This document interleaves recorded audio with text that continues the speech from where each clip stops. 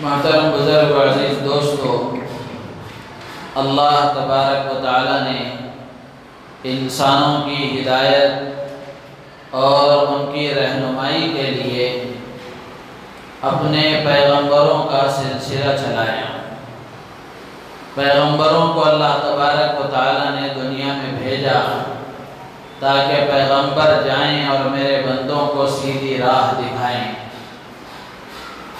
تو حضرات انبیاء علیہ السلام اپنی اپنی قوموں میں آتے تھے اور اپنی قوموں کو اللہ سے جوڑنے کی کوشش اور محنت کرتے تھے۔ تو یہ انبیاء علیہ السلام جتنے بھی اللہ نے بھیجے ہیں، سارے کے سارے انبیاء اپنے قوم کے سلسلے میں بڑے شفیق ہوتے تھے۔ قوم سے اور قوم کے لوگوں سے، اپنی امتیوں سے بڑی شفقت ہوتی تھی، بڑا پیار ہوتا تھا، جس کی وجہ سے وہ اپنی قوموں کو اور اپنی امتوں کو ایسی باتیں بتایا کرتے تھے جو ان کے لیے نفع کی ہوتی تھی، فائدے کی ہوتی تھی، اور ان کاموں کے کرنے پر ان کے لیے دنیا اور آخرت کا نفع ہوتا تھا۔ تو ایسی باتوں کی انبیاء علیہ السلام وضاحت کیا کرتے تھے، اور اسی طرح وہ باتیں بھی بتاتے تھے کہ جن کے کرنے سے ان کے لیے دنیا میں بھی نقصان ہے اور آخرت میں بھی وبال اور عذاب ہے۔ ایسی باتیں بھی بتایا کرتے تھے۔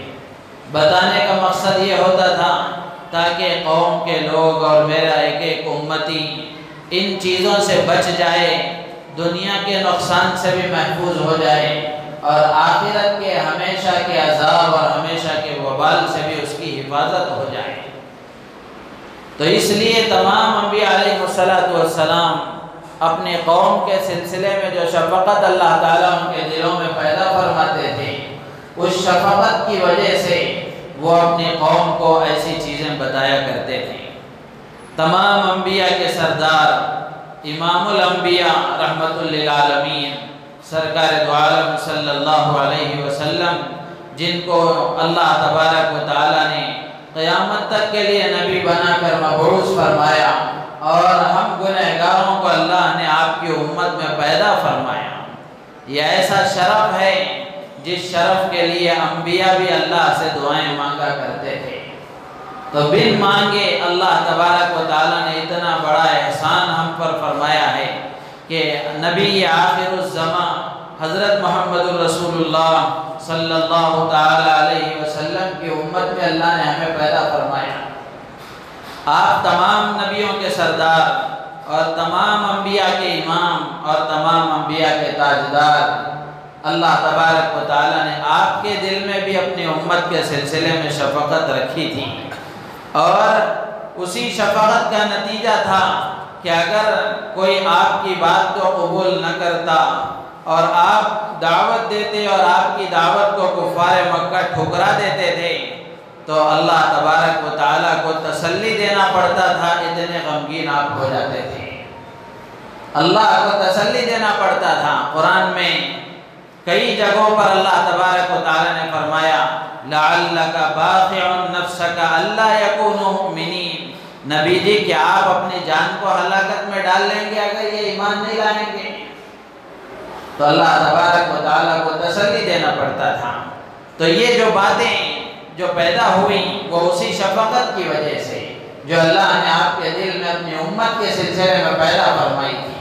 ہر نبی یہی کہتا تھا اپنی امت سے۔ قرآن میں اللہ نے انبیاء علیہ السلام کے واقعات کا ذکر فرمایا ہے، تو تمام انبیاء علیہ السلام اپنی امت سے کہتے تھے انی لکم ناصح امین، میں تمہارا خیر خواہ ہوں، تمہارا ہمدرد ہوں، تمہارے سلسلے میں تمہاری بھلائی کو چاہنے والا اور تمہاری بھلائی کی فکر اور کوشش اور اس کے لیے محنت کرنے والا۔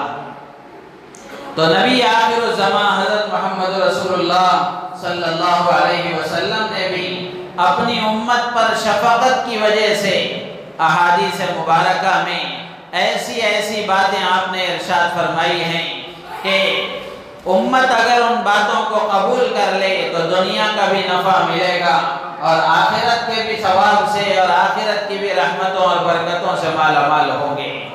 اور آپ نے وہ باتیں بھی ارشاد فرمائی ہیں کہ جن باتوں کی وجہ سے دنیا میں بھی آدمی کو نقصان ہوتا ہے اور آخرت میں بھی وہ پریشانیوں کا سامنا کرنا پڑتا ہے، اللہ کے نبی نے ایسی باتیں بھی بیان فرمائی ہیں تاکہ میرے امتی ایسی باتوں سے بچیں، دنیا کی پریشانیوں سے بھی وہ محفوظ رہیں اور آخرت کی ابدی ہلاکتوں سے بھی وہ محفوظ رہیں۔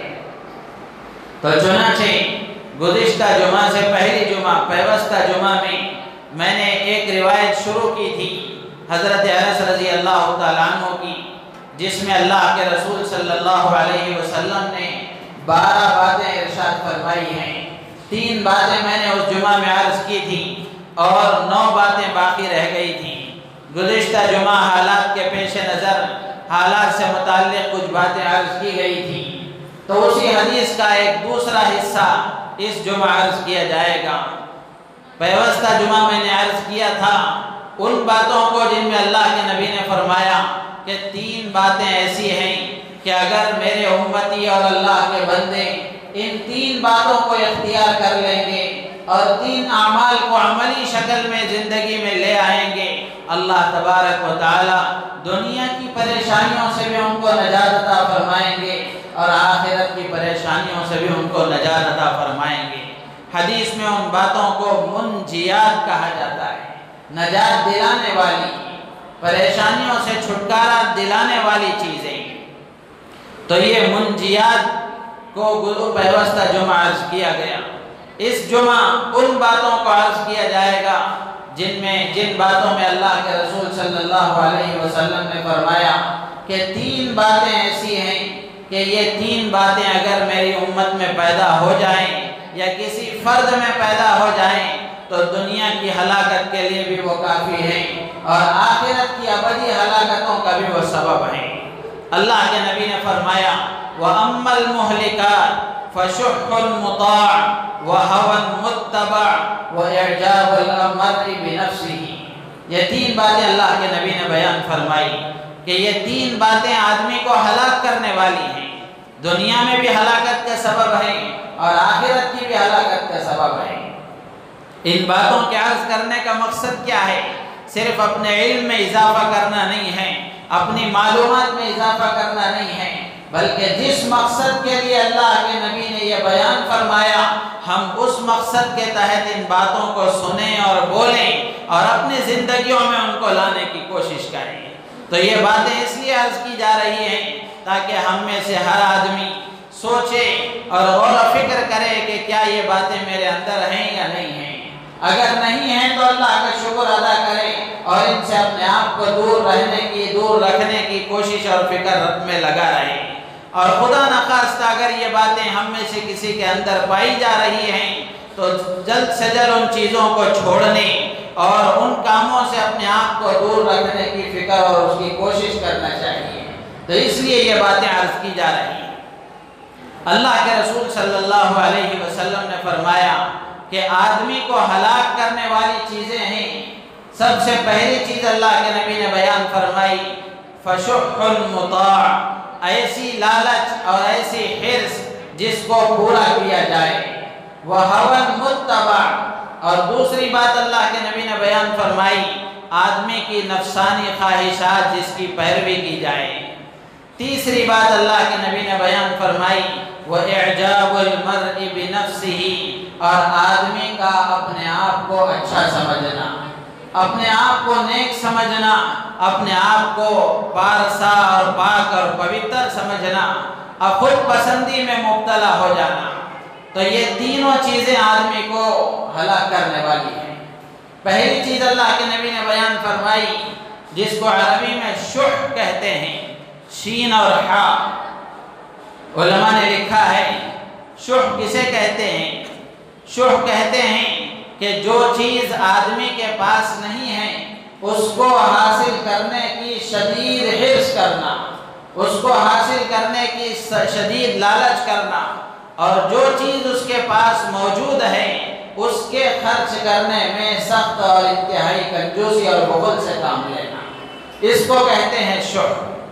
اگر دو الفاظ میں کہا جائے اور آسانی سے سمجھنے کے لیے کہا جائے تو مال کو سمیٹنے کا شدید حرص اور لالچ والا جذبہ اور خرچ کرنے میں انتہائی کنجوسی اور بخالت والا جذبہ، تو اس کو کہتے ہیں شح۔ اللہ کے رسول صلی اللہ علیہ وسلم نے ہلاک کرنے والی چیزوں میں سب سے پہلے اس کا ذکر فرمایا ہے، یعنی ایسی لالچ جس کو پورا کرنے میں آدمی اپنا تن من دھن سب کچھ لگا دے۔ تو اللہ کے نبی نے فرمایا کہ یہ چیز آدمی کے لیے دنیا اور آخرت کے اعتبار سے تباہی کا سبب بنتی ہے۔ کیوں؟ اس لیے کہ آدمی اپنی لالچ کے پورا کرنے میں حرام اور حلال کی تمیز نہیں کرتا، اس کو تو اپنی لالچ سے مطلب ہے، اپنی حرص سے مطلب ہے کہ میری لالچ کسی طرح پوری ہو جائے، میری حرص کا کسی طرح انتظام ہو جائے، بھلے وہ حلال راستے سے ہو کہ حرام راستے سے ہو۔ اللہ کے رسول صلی اللہ علیہ وسلم نے احادیث مبارکہ میں بھی اس کی مذمت فرمائی ہے اور وعید بیان فرمائی ہے، اور قرآن پاک میں اللہ نے واضح الفاظ میں سورہ تغابن میں فرمایا وَمَن يُوقَ شُحَّ نَفْسِهِ فَأُولَٰئِكَ هُمُ الْمُفْلِحُونَ، جو لوگ اپنے نفس کی لالچ سے بچا لیے گئے وہی لوگ کامیاب ہونے والے ہیں۔ جو آدمی اپنے نفس کی لالچ سے بچا لیا گیا وہ کامیاب ہے۔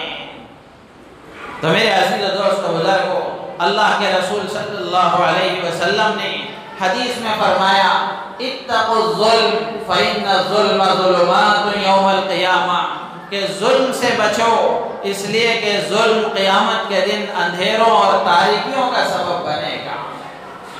واتقوا الشح، اور لالچ سے اور حرص سے بچو، فَإِنَّهُ أَهْلَكَ مَنْ كَانَ قَبْلَكُمْ، اس لیے کہ تم سے پہلے لوگ اسی شح کی وجہ سے ہلاک ہو گئے، تم سے پہلے لوگوں کو اسی لالچ نے ہلاک کر دیا۔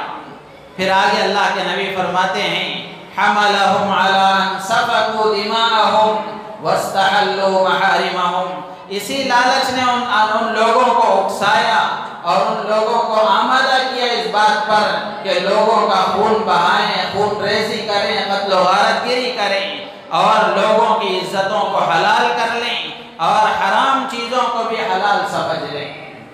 اللہ کے نبی نے اس حدیث میں دو باتیں ارشاد فرمائی ہیں۔ ایک تو اللہ کے نبی فرماتے ہیں ظلم سے بچو، اس لیے کہ ظلم قیامت کے دن اندھیروں اور تاریکیوں کا سبب ہوگا۔ ظلم کسے کہتے ہیں؟ عموماً ہمارے ذہنوں میں آتا ہے کسی کو مارنا اور کسی کو قتل کر دینا، یہ ظلم ہے۔ علماء نے لکھا ہے ظلم کی تعریف یہ ہے کہ کسی چیز کو اس کی جو جگہ ہے اس جگہ کے علاوہ استعمال کرنا، یہ ظلم ہے۔ جیسے مثال کے طور پر انسان کو اللہ تبارک و تعالی نے اپنی عبادت اور اپنی اطاعت اور اپنی بندگی کے لیے پیدا فرمایا، تو انسان کی پیدائش کا مقصد اللہ کی بندگی ہے، اللہ کی اطاعت و فرمانبرداری ہے اور اللہ تبارک و تعالی کی عبادت کرنا ہے۔ اب اس کا نفس جو برائیوں کی طرف اکسانے والا اور اللہ کی بغاوت پر اس کو آمادہ کرنے والا، اگر اس کا نفس اس کو اللہ کی فرمانبرداری کے علاوہ اللہ کی نافرمانی کے راستے پر، اللہ سے بغاوت کے راستے پر اور اللہ کے احکامات سے عدول کرنے کے راستے پر اگر چلاتا ہے تو یہ ظلم کہلاتا ہے۔ یعنی ظلم کے مفہوم میں تمام گناہ شامل ہیں۔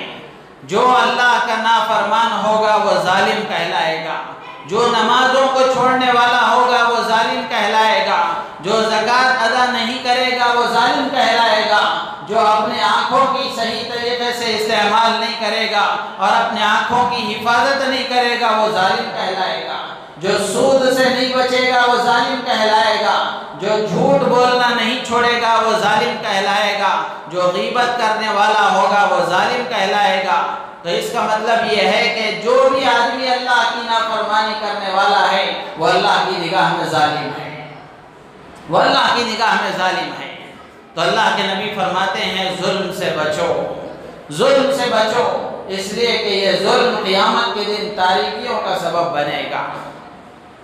قیامت کے دن تاریکیوں کا سبب بنے گا، اس کا کیا مطلب ہے؟ محدثین نے لکھا ہے، علامہ طیبی رحمۃ اللہ علیہ فرماتے ہیں کہ اس کا ظاہری مطلب ہی ہے کہ قیامت کے دن جو اس کے ظلم کا گناہ ہوگا وہ گناہ اندھیرے کی شکل میں اس کے سامنے ہوگا، وہ اسی اندھیرے میں بھٹکتا پھرے گا، اسے راستہ نہیں ملے گا۔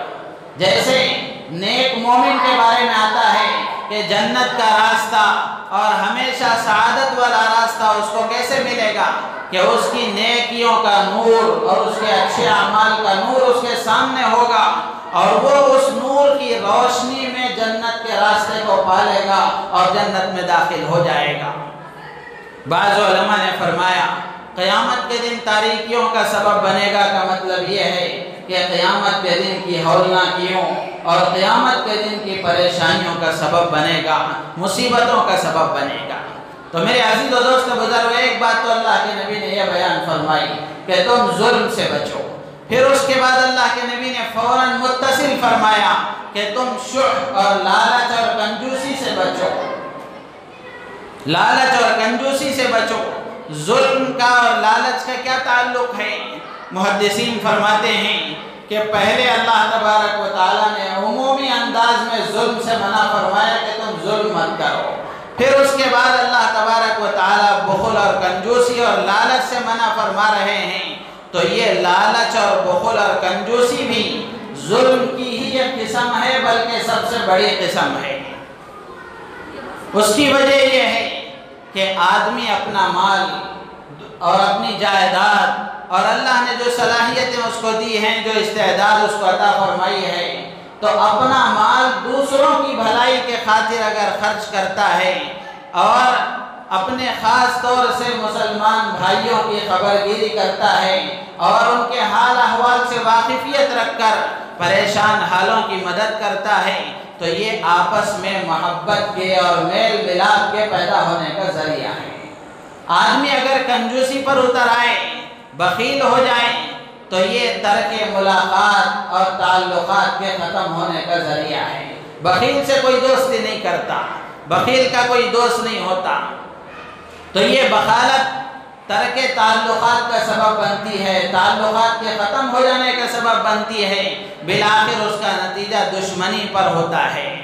جب آدمی کو دشمنی کسی سے ہو جاتی ہے تو دشمنی کے نتیجے میں خون ریزی بھی ہو جاتی ہے، اور آدمی حرام باتوں کو حلال بھی کر لیتا ہے۔ یعنی جس سے دشمنی ہے اس کی غیبت کرنا اس کے لیے حرام ہے، لیکن وہ غیبت کرنے کو حلال سمجھ لیتا ہے۔ اس کی برائی اس کے بیان کرنا اس کے لیے حرام ہے، لیکن اس کی برائی بیان کرنے کو آدمی حلال سمجھ لیتا ہے۔ اور اسی طریقے سے آگے چل کر علماء نے لکھا ہے دشمن کے مال اور اس کی عزت اور اس کی آبرو اور ان کی عورتوں کی عزت و آبرو کو بھی آدمی حلال سمجھ لیتا ہے۔ آج ہم دیکھ لیں ایک برادری کی دشمنی دوسری برادریوں کے دلوں میں اچھی طرح بٹھا دی گئی، جس کے نتیجے میں نہ مال کی کوئی پرواہ ہے، نہ جان کی کوئی پرواہ ہے، نہ مرد کی کوئی پرواہ ہے، نہ عورت کی عزت و عصمت کی کوئی پرواہ ہے۔ تو اسی لیے اللہ کے نبی نے فرمایا ظلم سے بھی بچو اور بخل سے بھی بچو۔ کنجوسی اللہ کو پسند نہیں ہے۔ اللہ نے تمہیں صاحب حیثیت بنایا ہے، استعداد عطا فرمائی ہے، مال و دولت والا اللہ نے بنایا ہے، تو یہ ذمہ داری اس بات کی بنتی ہے کہ وہ اپنے مال سے اللہ کے بندوں کو فائدہ پہنچائیں، اللہ کے بندوں کے لیے وہ نفع پہنچانے والا بنے۔ ایک اور روایت میں اللہ کے نبی نے فرمایا ایاکم والشح، کہ تم لالچ سے اور بخل اور کنجوسی سے بچو، فإنما هلك من كان قبلكم بالشح، اس لیے کہ اسی لالچ کی وجہ سے تم سے پہلے لوگ ہلاک ہو گئے۔ امرهم بالبخل فبخلوا، کہ اسی لالچ نے ان لوگوں کو کنجوسی کا حکم دیا تو ان لوگوں نے کنجوسی کی۔ وَأَمَرَهُمْ بِالْقَطِيعَةِ فَقَطَعُوا، اور اسی لالچ نے رشتے ناتوں کو توڑنے کا حکم دیا تو ان لوگوں نے رشتے ناتوں کو بھی توڑ دیا۔ قطع رحمی کا حکم دیا تو قطع رحمی کی۔ وَأَمَرَهُمْ بِالْفُجُورِ فَفَجَرُوا، اور اسی لالچ نے گناہوں کا حکم دیا تو انہوں نے گناہ کیے، جس کے نتیجے میں وہ ہلاک ہو گئے۔ تو میرے عزیز و دوست بزرگوں، ان دو حدیثوں سے سمجھ میں آتا ہے کہ لالچ اور حرص اور کنجوسی اور بخل کتنی بڑی بری چیز ہے۔ اسی وجہ سے اللہ کے رسول صلی اللہ علیہ وسلم نے ایک حدیث میں صاف الفاظ میں ارشاد فرمایا، لا یجتمع الشح والایمان فی قلب عبد ابدا، کسی بندے کے دل میں ایمان اور بخالت اور کنجوسی اور لالچ اور حرص جمع نہیں ہو سکتے۔ وہ ایمان والا ہے تو وہ کنجوس نہیں ہو سکتا، وہ ایمان والا ہے تو لالچی اور حریص نہیں ہو سکتا، اگر وہ لالچی اور حریص ہے تو ایمان والا نہیں ہو سکتا۔ تو میرے عزیز و دوست بزرگ، اللہ کے نبی نے صاف فرمایا کہ لالچ اور حرص اور بخل اور کنجوسی اور ایمان کسی بندے کے دل میں کبھی ایک ساتھ جمع نہیں ہو سکتے۔ تو اس سے معلوم ہوا کہ لالچ اور حرص جس کی وجہ سے آدمی اللہ کی راہ میں خرچ کرنے سے اپنے ہاتھ کو روک لے، غریبوں اور یتیموں کے کام آنے سے پیچھے ہٹتا رہے، ایسی لالچ اور ایسے حرص آدمی کے لیے ہلاکت کا ذریعہ ہے۔ تو یہ پہلی بات اللہ کے نبی نے بیان فرمائی۔ دوسری بات اللہ کے نبی فرماتے ہیں وَهَوًا مُتَّبَعٌ، ایسی نفسانی خواہشات جس کی پیروی کی جائے۔ دنیا میں زندگی گزارنے کے دو طریقے ہیں، ایک یہ ہے کہ بندہ اللہ کی مان کر چلے، اور ایک یہ ہے کہ بندہ اپنے نفس کی مان کر چلے۔ اللہ کے حکم کا پابند ہو کر چلتا ہے تو وہ سچا اور پکا مسلمان ہے، نفس کی مان کر اگر چلتا ہے تو وہ نفس کا غلام ہے۔ قرآن حدیث میں اللہ کے رسول صلی اللہ علیہ وسلم نے صاف ارشاد فرمایا کہ نفسانی خواہشات کو پورا کرنے والا وہ ایمان والا ہو نہیں سکتا۔ لا یؤمن احدکم حتی یکون ہواہ تبعا لما جئت بہ، کہ تم میں سے کوئی آدمی اس وقت تک ایمان والا نہیں ہو سکتا جب تک کہ اس کے اندر جو خواہشات اللہ نے رکھی ہیں یہ خواہشات اس دین کے تابع نہ ہو جائے جس کو میں لے کر آیا ہوں۔ خواہشات اللہ نے یقیناً بندے کے اندر رکھی ہے، مرد کے اندر بھی رکھی ہے، عورتوں کے اندر بھی رکھی ہے۔ خواہشات کی مختلف قسمیں ہیں، تو جتنی خواہشات اللہ نے بندے کے اندر رکھی ہیں ان خواہشات کا صحیح رخ بھی اللہ نے طے کیا ہے۔ اگر وہ صحیح رخ دین کی روشنی میں آدمی اختیار کر لیتا ہے تو پھر وہ ایمان والا کہلاتا ہے۔ اگر اس کی خواہشات دین کے تابع نہ ہو کر کے اپنے نفس کے اگر تابع ہو گئیں، وہ نفس کا پجاری بن کر زندگی گزارتا رہا، اللہ کے نبی فرماتے ہیں وہ ایمان والا نہیں ہے۔ لا یؤمن احدکم حتی یکون ہواہ تبعا لما جئت بہ، کہ تم میں سے کوئی آدمی اس وقت تک ایمان والا ہو نہیں سکتا جب تک اس کی خواہشات اس دین کے تابع نہ ہو جائے جس کو میں لے کر آیا ہوں۔ میرے عزیز و دوست بزرگوں، آج ہم دیکھ لیں زندگی کے ہر شعبے میں، ہر مرحلے میں ہم دیکھ لیں کوئی کام ہمیں کرنا ہے، ہمارا نفس یہ کہتا ہے، اللہ کا حکم یہ کہتا ہے۔ اگر ہم نفس کی مانتے ہیں تو نفس کے بندے ہیں، اگر ہم اللہ کی مانتے ہیں تو اللہ کے بندے ہیں۔ مثال کے طور پر شادی کا موقع ہے، نکاح کا موقع ہے، گھر میں نکاح کی تقریب ہے، شریعت بتاتی ہے کہ سادگی کے ساتھ یہ نکاح ہونا چاہیے، سادگی کے ساتھ یہ عمل ہونا چاہیے۔ نفس کہتا ہے اللہ نے تجھے اتنا مالدار بنایا ہے، اتنی شان و شوکت اللہ نے تجھے عطا فرمائی ہے، تو جو پوری شان کے ساتھ لوگوں کے دکھلاوے کے لیے پورے ڈیکوریشن کے ساتھ اور اچھے سے اچھے انداز میں اسراف کے ساتھ تجھے یہ کام کرنا چاہیے۔ آدمی اگر نفس کی مانتا ہے تو یہ نفس کا بندہ ہے، اگر سادگی کے ساتھ اس عمل کو انجام دیتا ہے تو یہ اللہ کا بندہ شمار ہوگا۔ میرے عزیز و دوست و بزرگوں، آج ہم دیکھ لیں مسلمانوں کا عمومی حال یہی ہے کہ وہ عبادتوں کے حد تک تو اللہ کے بندے بنتے ہوئے نظر آتے ہیں، لیکن جہاں تک باہر کی زندگی کا تعلق ہے اس میں آدمی اپنی خواہشات کا غلام بن چکا ہے۔ دین کے معاملے میں بھی یہی ہے، نمازوں کے معاملے میں بھی یہی ہے۔ 4 نمازیں ہم پڑھ سکتے ہیں، پڑھیں گے، فجر کی نماز ہمارے نفس پر بوجھ ہے اس لیے ہم نہیں پڑھیں گے، فجر کی نماز ہمارے لیے بوجھ ہے ہم نہیں پڑھیں گے، تو یہ نفس کی غلامی ہوئی۔ اللہ کی غلامی یہ ہے کہ بندہ صبح میں بھی اپنی نیند سے بیدار ہو کر اللہ کے حکم کے پورا کرنے کے لیے اللہ کے گھر کی طرف چل پڑے۔ اللہ تبارک و تعالیٰ قرآن میں فرماتے ہیں نبی جی، کیا آپ نے دیکھا اس بندے کو جس نے اپنی خواہشات کو اپنا معبود بنا لیا؟ ارأیت من اتخذ الہہ ہوا، अफ़अन्त तकूनु अलैहि वकीला। सूरह फुरक़ान में 19वें पारे में अल्लाह ताला फरमाते हैं कि नबी जी क्या आपने देखा उस बंदे को जिसने अपनी ख्वाहिशात को अपना माबूद बना लिया है। माबूद वो होता है जिसकी बात मानी जाए। हमारा माबूद और हमारा हकीकी खुदा अल्लाह है। अगर अल्लाह की हम मानते हैं तो उसको हमने माबूद बनाया है। नफ्स की और ख्वाहिशात की हम मानते हैं तो ख्वाहिशात को हमने माबूद बनाया है। अल्लाह ताला फरमाते हैं कि ये ख्वाहिशात के पुजारी और ख्वाहिशात को माबूद बनाने वाले ये जानवरों की तरह हैं, बल्कि जानवरों से भी बदतर हैं। इन्हुम इल्ला कल अनआम बल हुम अदल्लु सबीला।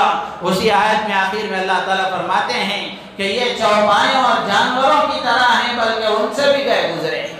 एक और जगह अल्लाह ताला फरमाते हैं वमन अज़ल्लु मिम्मन इत्तबअ हवाहु बिगैरि हुदन मिन अल्लाह। उससे ज्यादा गुमराह कौन हो सकता है जिसने अल्लाह की हिदायत को छोड़कर अपनी नफ्स की ख्वाहिश को अपना खुदा बना लिया है और अपने नफ्स की ख्वाहिश के पीछे वो चल रहा है। तो मेरे अजीज दोस्त बुजुर्गों, ख्वाहिशात के पीछे चलना ये इंसान के लिए हलाकत का जरिया है। दुनिया में हम देख लें, जब से हमने अपने ख्वाहिशात को अपना खुदा बना लिया है, जब से हम ख्वाहिशात के पुजारी बनकर जिंदगी गुजार रहे हैं, तब से दुनिया भी हमारे लिए तंग हो गई है और खुदा न खास्ता तौबा किए बगैर दुनिया से इसी तरह रुखसत हो गए तो आखिरत भी हमारे लिए तंग हो जाएगी। दुनिया के कितने मामलात हैं, एक निकाह का मसला ही हम ले लें। शादी कितनी सादी और आसान चीज़ थी, लेकिन हमने अपनी नफ्सानी ख्वाहिशात की वजह से और रिवाज की वजह से, फैशन की वजह से इतनी चीज़ें हमने दाखिल कर ली हैं कि निकाह का नाम सुनते हुए भी लड़की के माँ बाप कांप जाते हैं। बच्ची पैदा होती है तो पैदा होना माँ बाप की नींदों को हराम इसलिए कर देता है कि वो अब इस वक्त को नहीं सोचते, वो जब उसकी शादी का मरहला होता है तो आज बच्ची पैदा हुई है, माँ बाप को वो दिन याद आता है। माँ बाप को वो दिन याद आता है जिसकी वजह से उनकी रूह कांप जाती है कि क्या होगा, कैसे करेंगे। एक बच्ची हो गई तभी परेशानी शुरू हो जाती है, दूसरी बच्ची हो गई तो बाप को शुगर आ गया, तीसरी बच्ची हो गई तो माँ को बीपी हो गई और चौथी बच्ची हो गई तो दोनों में से कोई एक दुनिया से रुखसत हो गया। ये मुसीबत बर्दाश्त नहीं होती। जबकि मेरे अजीज और दोस्तों बुजुर्गों, बेटी अल्लाह की रहमत होती है घरों में। जिन घरों में बेटियां नहीं होती उन घरों का हाल पूछें और जिन घरों में बेटियां हैं उन घरों का जायजा लें। लेकिन माशरे में हमने अपनी ख्वाहिशात की वजह से जो हाल बनाया है, इसकी वजह से दुनिया हमारे लिए तंग हो गई। तो अल्लाह के नबी फरमाते हैं कि ये अपनी ख्वाहिशात की पैरवी और अपनी ख्वाहिशात की इत्तिबा ये आदमी को हलाक करने वाली चीज़ है। बंदा अपनी ख्वाहिशात को छोड़कर अल्लाह के हुक्म का पाबंद बने और अल्लाह की मर्जी को पूरा करने वाला बने। जो बंदा अल्लाह की मर्जी को दुनिया में पूरा करता है, अल्लाह जन्नत में उसकी सारी ख्वाहिशात को पूरी फरमाएंगे। तीसरी बात अल्लाह के नबी ने बयान फरमाई वो इजाबुल मर्इ बिनफ्सिही, आदमी का अपने आप को अच्छा समझना। आदमी का अपने आप को अच्छा समझना। दो चीज़ें हैं, एक तकब्बुर है और एक उज्ब है। अरबी में इसको उज्ब कहते हैं, अपने आप को अच्छा समझना। ऐन जीम और बा, उज्ब दोनों माने के और मफहूम के लिहाज से करीब करीब हैं, लेकिन हल्का सा बारीक थोड़ा सा फर्क है। उज्ब कहते हैं आदमी अपने आप को अच्छा समझे, आदमी अपने आप को अच्छा समझे, अपने हुस्न जमाल को देखकर, अपने इल्म कमाल को देखकर, अपने अमल को देखकर, अपने हसब नसब को देखकर, अपने माल दौलत को देखकर, अपनी ताकत और ओहदे को देखकर और अपने रहन सहन को देखकर आदमी अपने आप को अच्छा समझे, ये कहलाता है उज्ब। अल्लाह को ये भी पसंद नहीं है। और ये है आदमी अपने आप को अच्छा समझे और सामने वाले को हकीर समझे, ये तकब्बुर कहलाता है। ये तकब्बुर कहलाता है।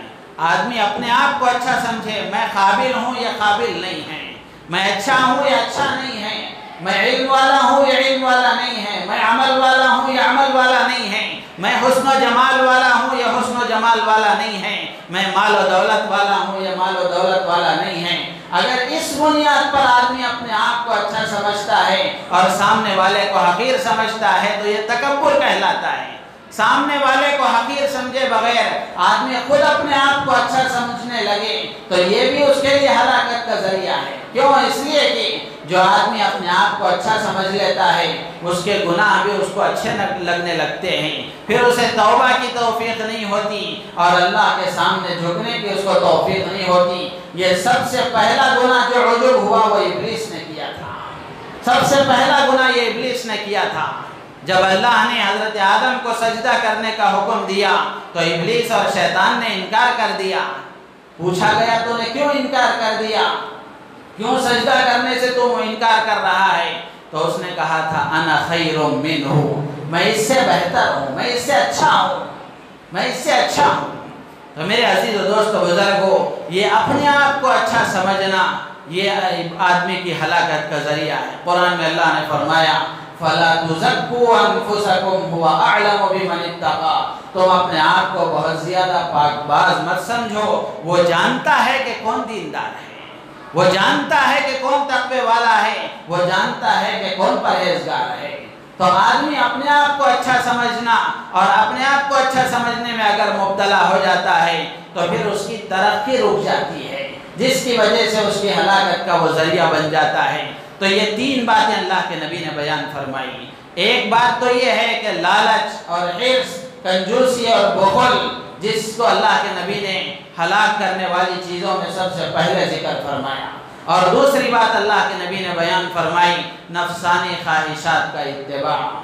اور تیسری بات اللہ کے نبی فرماتے ہیں آدمی اپنے آپ کو اچھا سمجھتا ہے اور اپنے آپ کو اچھا سمجھتا ہے تو یہ اس کے لیے ہلاکت کا ذریعہ بنتا ہے۔ اللہ تعالیٰ سے دعا ہے اللہ تبارک و تعالی ہم تمام کو ان ہلاکت کا ذریعہ بننے والی چیزوں سے اور ہلاک کرنے والے اسباب سے بچنے کی اور ہماری حفاظت کا اللہ تعالیٰ ذریعہ بنائے اور اسباب بنائے، اور ہم کو اور پوری امت کو اللہ تعالیٰ ان تمام اسباب سے دور رہنے کی توفیق عطا فرمائے، ان باتوں پر عمل کی توفیق عطا فرمائے، ہماری نیتوں میں اخلاص پیدا فرمائے۔